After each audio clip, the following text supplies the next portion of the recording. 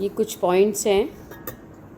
किसी ने गौतम बुद्ध से पूछा, आप बड़े हैं फिर भी नीचे क्यों बैठते हैं? बुद्ध ने बहुत ही सुंदर जवाब दिया, नीचे बैठने वाला इंसान कभी गिरता नहीं है। तो जो विनम्र रहता है, जो परमात्मा के आगे झुका रहता है, बोला उसको कोई भी किसी तरीके से कष्ट नहीं पहुंचा सकता। एक तो बाहरी अर्थ है कि जो नीचे बैठा है वो कभी गिरेगा नहीं। और नीचे बैठना किस चीज़ का प्रतीक है? कि जो परमात्मा के प्रेम में रहता है, मिटा रहता है, झुका रहता है और हमेशा अपने आप को बी नथिंग करके बैठा है, तो उसको कभी कोई कष्ट नहीं आएगा पर उसको कुछ लगेगा नहीं, क्योंकि प्रभु के सिमरन दुख ना संतापे। अब इस बात को गुरुजी ने बहुत अच्छे से बताया कि सब लोग कहते हैं ना, फलानी तो सत्संग भी जाती है फिर भी उनके शरीर पर ये कष्ट आया, फिर भी उनके साथ ऐसा हुआ। तो बोला दुख आएगा पर उसको लगेगा नहीं, उसको तकलीफ़ नहीं पहुंचाएगा, संतापेगा नहीं। वो दुनिया में लोग कष्ट आते हैं तो बहुत टूट जाते हैं। अभी सुन रहे थे कि कैसे आधी दुनिया आज डिप्रेशन की बीमार है। डिप्रेशन क्या है? बोला ये कॉमन बीमारी हो गई है अब, क्योंकि हर एक व्यक्ति भगवान से दूर है तो वो चिंता ही करता रहता है, हमेशा सोचता ही रहेगा ये कैसे होगा, ये कैसे होगा, भगवान कहाँ से आएगा, भगवान कैसे करेगा। बोला जब हमने भगवान के ऊपर छोड़ दिया तो फिर हमको निश्चिंत भी रहना है। ये नहीं कि हम एक तरफ तो कहते हैं भगवान करेगा, दूसरी तरफ चिंता भी करते हैं, फिक्र भी करते हैं। तो ये हमने पूरी तरह से समझा नहीं इस बात को। तो जो अंदर से निश्चिंत हो जाता है उसी का भार भगवान उठाता है। बाकी आप कहो कि हम चिंता करें, तो बोला बीमारी खरीद कर लेना। एक बार कोई बीमारी आ जाए तो फिर जाती नहीं है, ये ध्यान रखना। एक बार तुम्हारा बीपी हाई लो होना शुरू हो जाता है फिर नहीं जाती बीमारी। एक बार डायबिटीज़ आ जाए तो फिर जाएगी नहीं। तो ये बीमारियां हमने ही खरीद की हैं, ये भगवान ने देकर किसी को नहीं भेजा है। सब भगवान पर विश्वास ना करके केवल अपने ऊपर कहते हैं मैं करूँगा मैं करूँगा। बोला ये अहंकार है। मैं करूँगा, भगवान ही करवा रहा है, भगवान ही करता है। तो जो इतना अंदर से मिट जाता है, झुक जाता है, तो वो गिरेगा कैसे? और क्योंकि वो बैठा ही नीचे है, तो जो नीचे बैठा है तो इसलिए संत नीचे बैठकर ही परमात्मा से जुड़ जाते हैं। वैसे भी देखो तो वो हमेशा नीचे ही बैठते हैं। आजकल सब बहुत ऊंचे सिंहासन पर बैठने लगे हैं, पर ऊंचा सिंहासन कभी हिल सकता है, कभी गिरा सकता है। लेकिन जो बैठा ही धरती पर है, अपने को बी नथिंग करके बैठा है, उसके साथ बोला क्या होगा? अभी सुन रहे थे गुरुजी ने बोला सौंप दो ना, सब भगवान कर रहा है, सब हो रहा है। पर सौंपने में कंजूस हैं। केवल धन के कंजूस थोड़े ना हो, बहुत कंजूस हो, हर बात में कंजूस हमारा स्वभाव निकल ही आता है। परमात्मा मिल गया है, गुरु मिल गया है तो सौंप दो, ज्ञान से हर बात को समझो ज़रूर अंदर तक। दूसरा पॉइंट है, दुनिया के बड़े से बड़े साइकोलॉजिस्ट ये ढूंढ रहे हैं, साइंटिस्ट ये ढूंढ रहे हैं कि मंगल ग्रह पर जीवन है कि नहीं। पर आदमी ये नहीं ढूंढ रहा कि जीवन में मंगल है या नहीं है। मंगल ग्रह पर जीवन ढूंढ रहे हैं कि वहाँ पर कुछ समय रह सकते हैं या नहीं, पर जीवन में मंगल है या नहीं ये किसी को नहीं पता। अमंगल चल रहा है और बाहर से हम मंगल चाहते हैं, वहाँ जाएं, चांद पर भी जाएं तो वहाँ रह सके। आजकल लोग धरती पर ज़मीन नहीं खरीद रहे, वो चांद पर खरीद रहे हैं। बोला चांद पर कहाँ जाओगे, कैसे रहोगे? वहाँ पे ज़मीन सस्ती है, ख़रीद लो, लेकिन क्या इस्तेमाल करोगे उसका? धरती पर भगवान ने तुमको भेजा है तो धरती में ही समा जाना है। तो मंगल ग्रह पर जीवन है या नहीं, इतनी आगे की बात सोच रहे हैं, पर जीवन में अमंगल लगा पड़ा है तो सोचते ही नहीं कि हमें कैसे। गुरु रोज़ मंगल हमारा कर रहा है, रोज़ हमें खुश कर रहा है, सब बढ़िया ही बढ़िया होगा। तो एक व्यक्ति ने जब बहुत परेशान था क्योंकि उसके साथ नुकसान ही पड़ रहा था, कभी कभी ऐसा होता है, तो गया वो ज्योतिष के पास, और ज्योतिष के पास जाकर उसने दिखाया, अपना हाथ दिखाई, अपनी पत्री। तो ज्योतिष ने बोला तेरे ऊपर तो बहुत भारी शनि की दशा है। बोला फिर ये क्या होगा, कैसे होगा? बोला इसके लिए पूजा पाठ करना होता है, शनि की दशा ऐसे नहीं उतरती है। तो बोला फिर मैं क्या करूं? पूजा पाठ के लिए मेरे पास समय नहीं है अभी, मैं तो अभी काम ही ढूंढ रहा हूं, नुकसान पढ़े जा रहा है। तो बोला कोई बात नहीं, मैं कर देता हूं पूजा पाठ, तुम नहीं कर पाते तो मैं कर लूँगा। बोला फिर बहुत अच्छी बात है ये तो, पर इसके लिए आपको कुछ देना पड़ेगा। क्या देना पड़ेगा? बोला कम से कम 11,000 का खर्चा होगा। बोला 11,000 नहीं है मेरे पास। तो बोला फिर कोई बात नहीं, कुछ कम कर देता हूँ तुम्हारे लिए। तो 5,000, चलो आधा कर दिया मैंने, 5,000 में तुम्हारी पूजा हो जाएगी। तो बोला 5,000 भी नहीं है मेरे पास, तो मैं तो नुकसान में ही डूबा हुआ हूँ। तो बोला चलो कोई बात नहीं, 2,100 रुपये। अब 2,100 रुपये भी नहीं है मेरे पास। बोला बस लास्ट बोल रहा हूँ, अब 1,100 रुपये तो दे ही दो, 1,100 रुपये में तुम्हारी पूजा कर देता हूँ। तो बोला मेरे पास 1,100 भी नहीं है। तो लास्ट में पंडित ने बोला अच्छा 11 रुपये ही दे दे, बस 11 रुपये में ही तेरा शनि उतार दूँगा। तो बोला संत जी, ज्योतिष जी, मेरे पास 11 रुपये भी नहीं है, इसीलिए तो आया हूँ तुम्हारे पास। तो बोला जा, अब तेरा शनि कुछ नहीं बिगाड़ सकता, जब तेरे पास कुछ है ही नहीं तो अब क्या बिगाड़ेगा? तो हम समझ नहीं पाते कि क्या करना है हमको, कहाँ भटक जाते हैं। कोई भी नुकसान पड़ेगा तो जाएंगे कहाँ?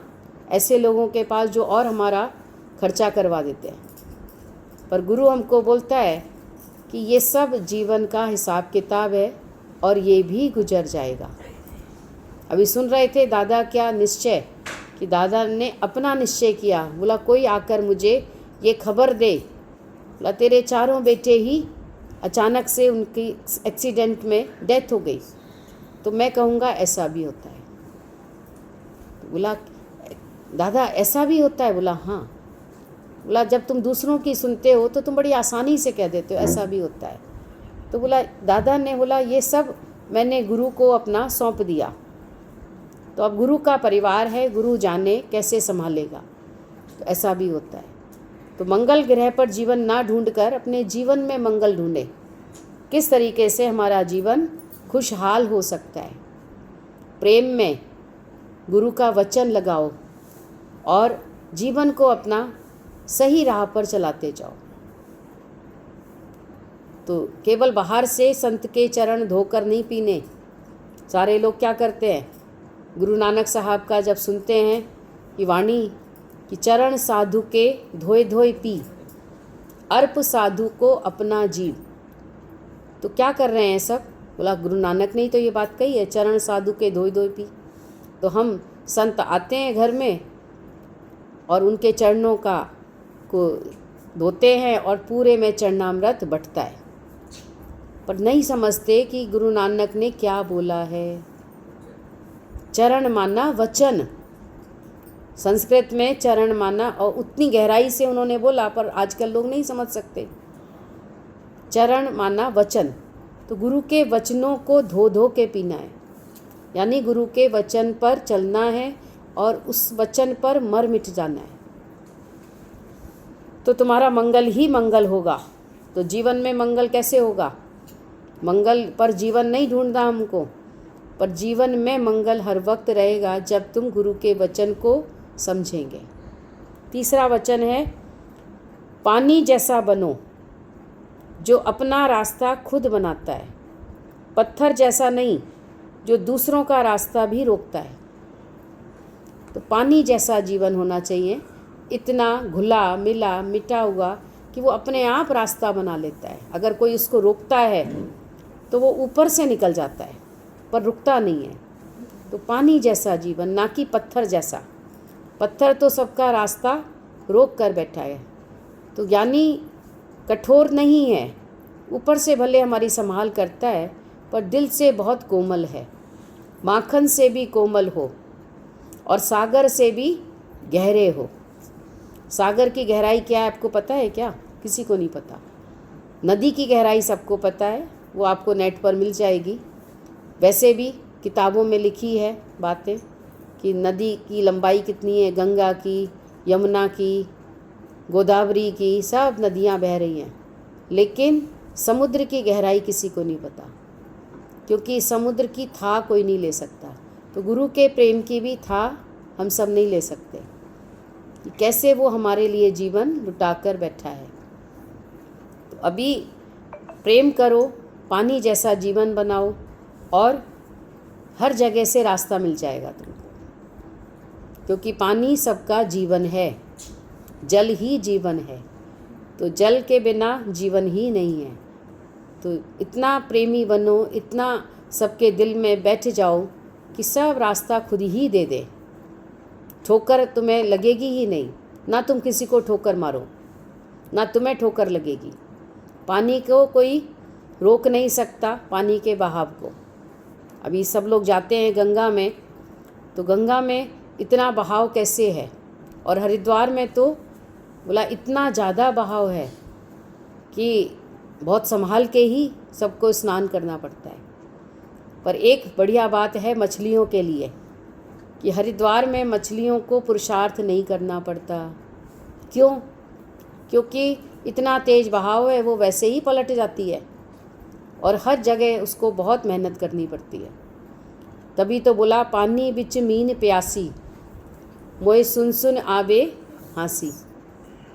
तो सब चारों तरफ तुम्हारे इर्द गिर्द भगवान है और भगवान सब कुछ तुमको देकर बैठा है, उसके पास कुछ नहीं है तुम्हारे लिए। पर गुरु ने हमें ऐसा प्रेम सिखाया कि अब कुछ कमी जीवन में लगेगी ही नहीं। तो पानी जैसा जीवन बनाओगे तो रास्ता मिलता ही चला जाएगा। दो शब्द बहुत खास हैं। वो कौन से दो शब्द हैं जीवन में? प्रेम व ध्यान। क्योंकि ये अस्तित्व के मंदिर के दो विराट दरवाजे हैं। चाहो तो प्रेम से प्रवेश कर जाओ, चाहो तो ध्यान से प्रवेश कर जाओ, पर शर्त एक ही है कि अहंकार दोनों को छोड़ना पड़ेगा। प्रेम में भी अहंकार का त्याग है, मैं और मेरे का, और ध्यान में भी। गोपियों की बात खूब सुन ली है सबने, पर चल ऐसा ध्यान हमारा भी भगवान से जुड़ जाए कि मुझे कुछ और नज़र ना आए। सब तरफ उसी का नज़ारा दिख रहा है। जहाँ भी देखते हैं बोला कैसे गुरु ने हम सबको प्रेम करना सिखा दिया। प्रेम व ध्यान, बोला ये दो दरवाजे हैं अस्तित्व के मंदिर के, कि अब इसी में अपना अस्तित्व गुम कर सकते हो। प्रेम में, और प्रेम में ध्यान सहज लग जाता है, और फिर इसके लिए अहंकार गुम करना है। प्रेम भी करते हो पर द्वैत भाव रखते हो। तो ये दृष्टांत गुरुजी बहुत पहले सुनाते थे, सबने बहुत सुना ही है कि जब एक प्रेमी अपनी प्रेमिका से मिलने आया, उसने दरवाज़ा नॉक किया, तो प्रेमिका ने अंदर से बोला कौन है? तो बोला मैं हूँ।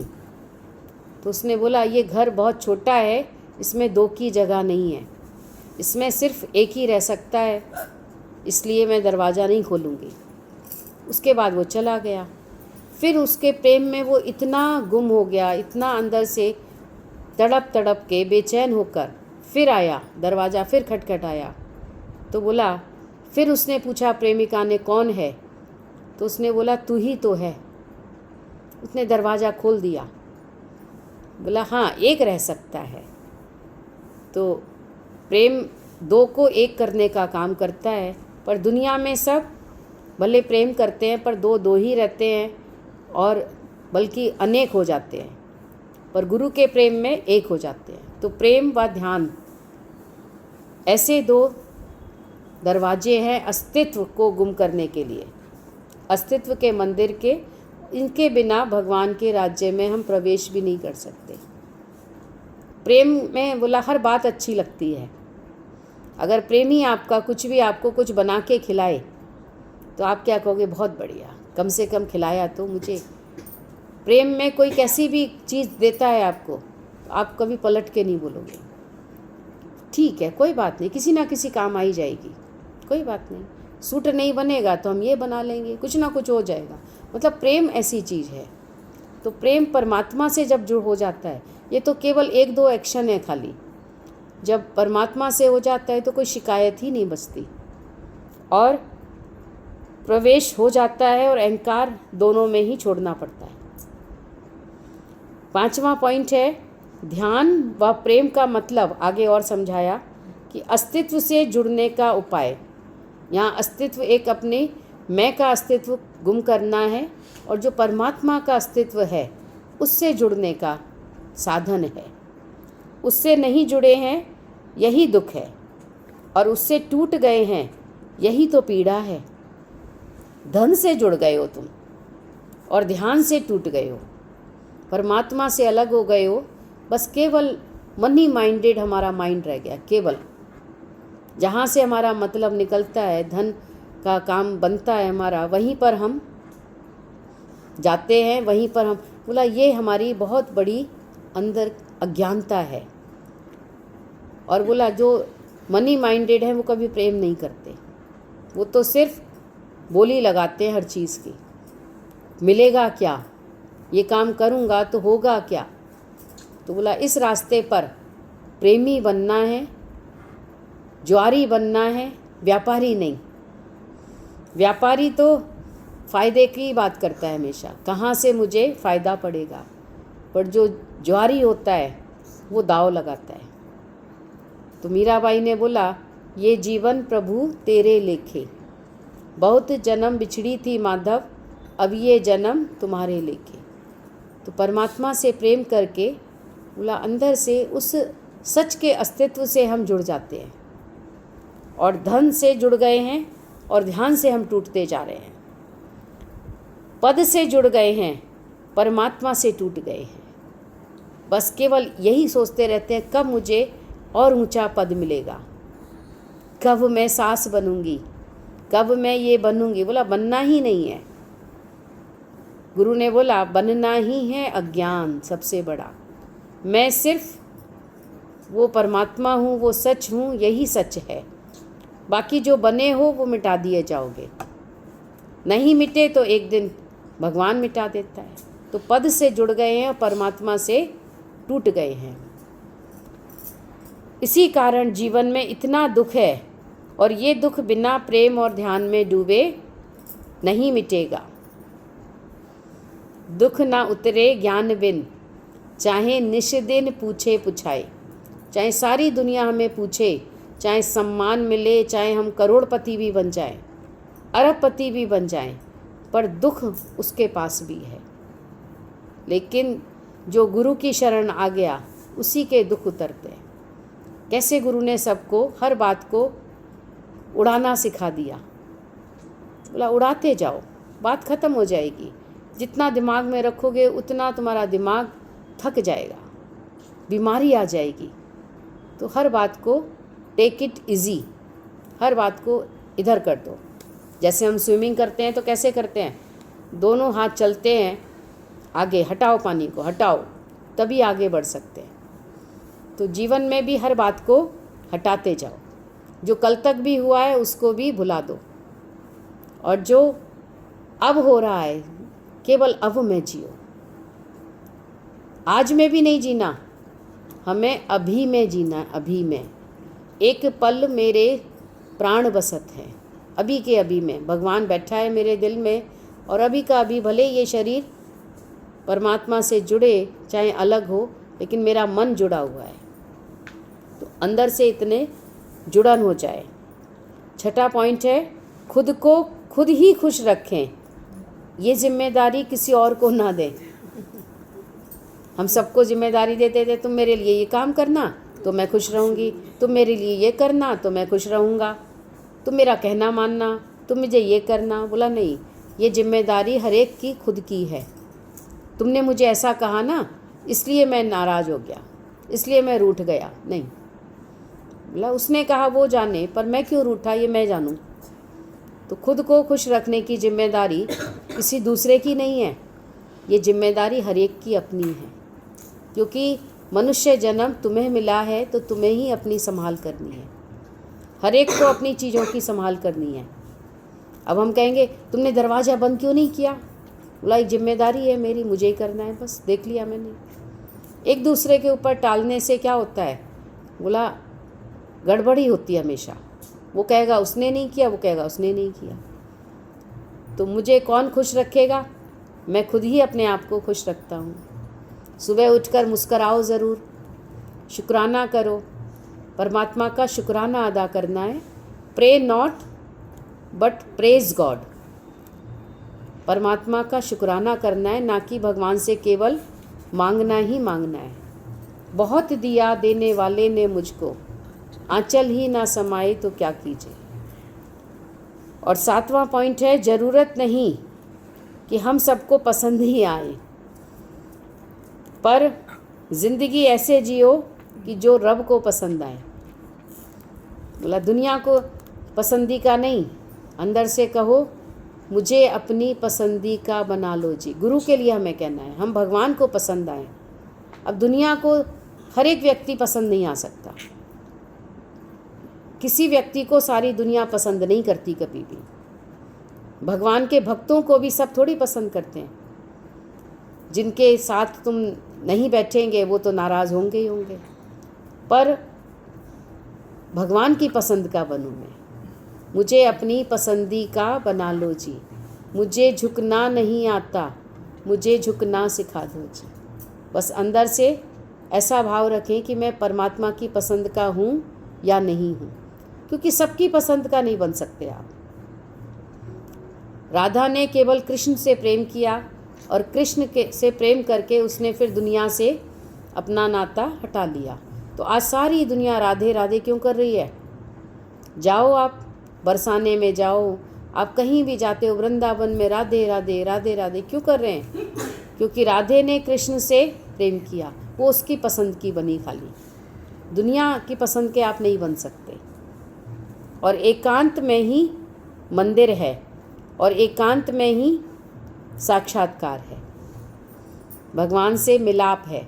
साक्षात्कार मतलब परमात्मा से एक होना, मिलना, और एकांत में ही मंदिर है, यानी अपने अंदर ही परमात्मा को महसूस करोगे। और एकांत मतलब ये नहीं कि कोई घर में ना हो मेरे, एकांत माना एक का भी अंत कर देना, यानी अपने इस देह का, अपने इस द्वैत भाव का ये अंत कर देना। तो बोला अंदर ही मंदिर है और अंदर ही परमात्मा है, अंदर ही भगवान से मिलना है। बाहर थोड़ी मिलेंगे हम, भगवान से मिलने जाते हैं मंदिर में, गुरुद्वारे में, वहाँ जाके आंख बंद कर लेते हैं। अरे भाई भगवान का दर्शन करने आए तो देखो ना, देखते ही आंख बंद कर लेते हैं, क्योंकि अंदर ही महसूस करते हैं उसको कि वो मेरे अंदर ही है। और सूफी संत कहते हैं कि हर वो आत्मा बीमार है जिसे परमात्मा की प्यास नहीं लगती। वो बीमार व्यक्ति है जिसको प्यास नहीं लग रही, बहुत बड़ी बीमारी है ये। अगर पानी ही नहीं पिएगा, जब प्यास नहीं है तो पानी क्यों पिएगा, ढूंढेगा भी नहीं वो। तो परमात्मा के नाम की प्यास लगनी चाहिए, वो बीमार है नहीं तो। गुरु नानक साहब ने बोला परमात्मा से मिलने की भूख रखो, प्यास रखो, प्रभु से मिलन की अंदर से इतनी तड़प हो, तो बोला तब समझना कि मेरा जीवन प्रभु में समाने वाला है। ना भूख है तुमको, ना प्यास है, तो तुम बीमार हो। स्वस्थ व्यक्ति को प्यास भी लगती है और भूख भी लगती है समय पर। कोई कहता है मुझे भूख ही नहीं लगती, इसका मतलब कोई प्रॉब्लम है अंदर। मुझे प्यास ही नहीं लगती तो पानी नहीं पीती हूँ, इसलिए पानी की कमी हो जाती है। तो प्रभु प्रेम की प्यास हमेशा बनी रहे, अंत तक उससे मेरा मन जुड़ा रहे। हर दिन भगवान से ही शुरू है और भगवान में ही पूरा होता है हमारा। तो आज शाम को भी मिल लिए हम लोग, इससे बड़ी बात और क्या होगी। सुबह भी मिले, शाम को भी मिले, तो ये तो बड़ी खुशी की बात है हमारी कि हम सब मिले ही पड़े हैं। हे प्रभु, लास्ट का पॉइंट ये है, आप इस तरह मेरी ज़िंदगी में शामिल हैं कि जहाँ भी जाऊँ ये लगता है आपकी ही महफिल है।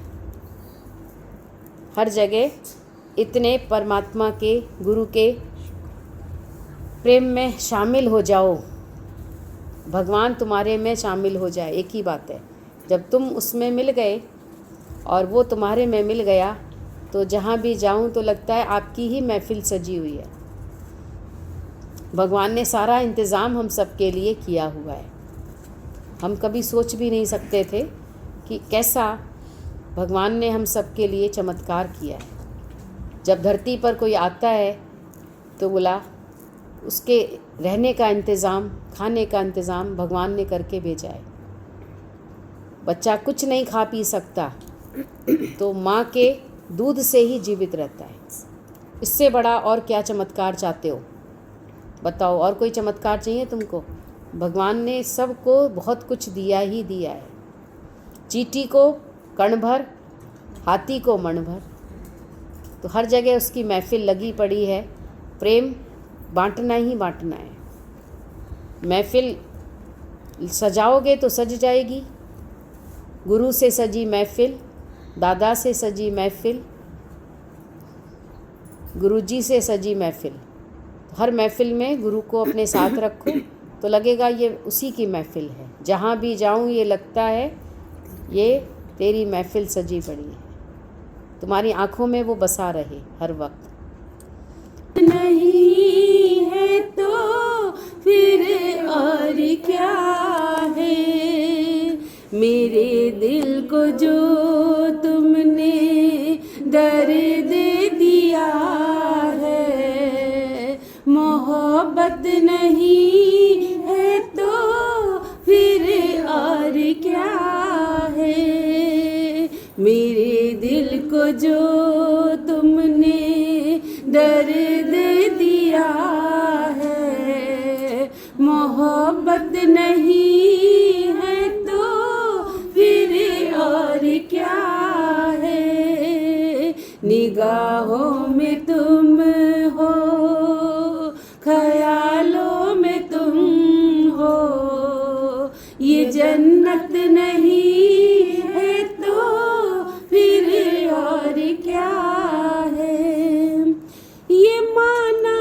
कि मुझसे मोहब्बत नहीं है, ये माना कि मुझसे मोहब्बत नहीं है, ये माना कि मेरी जरूरत नहीं है, ये माना कि मेरी जरूरत नहीं है, मगर मीठी नजरों से दिल मांग लेना, मगर मीठी नजरों से दिल मांग लेना, मोहब्बत नहीं है तो फिर और क्या है, निगाहों में तुम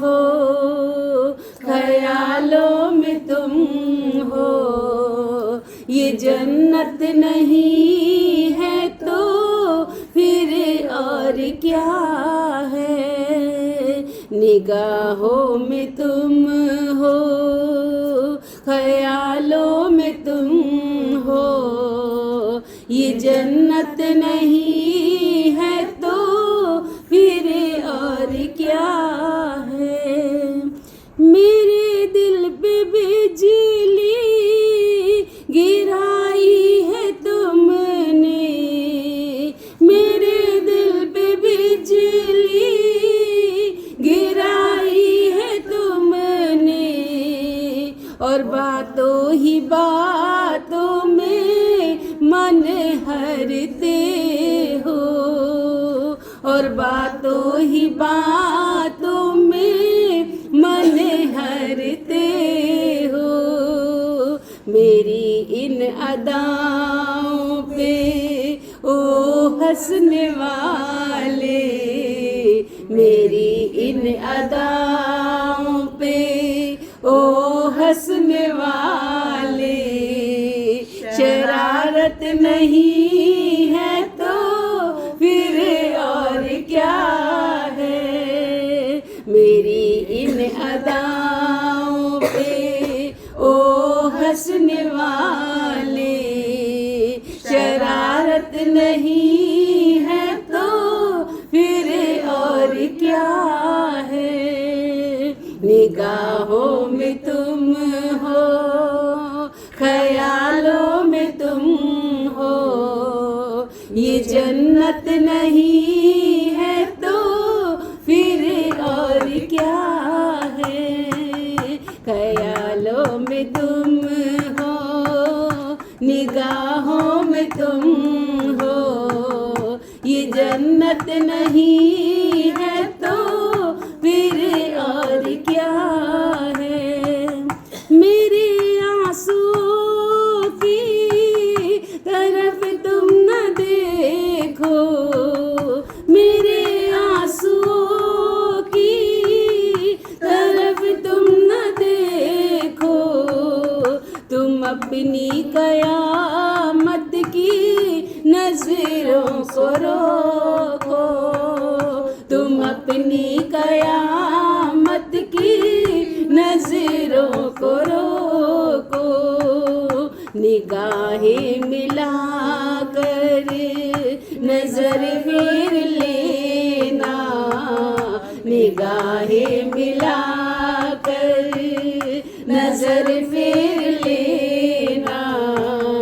कयामत नहीं है तो फिर और क्या है। निगाहें मिला कर नजर फेर लेना, कयामत नहीं है तो फिर और क्या है। निगाहों में तुम हो, ख्यालों में तुम हो, ये जन्नत नहीं है तो फिर और क्या है।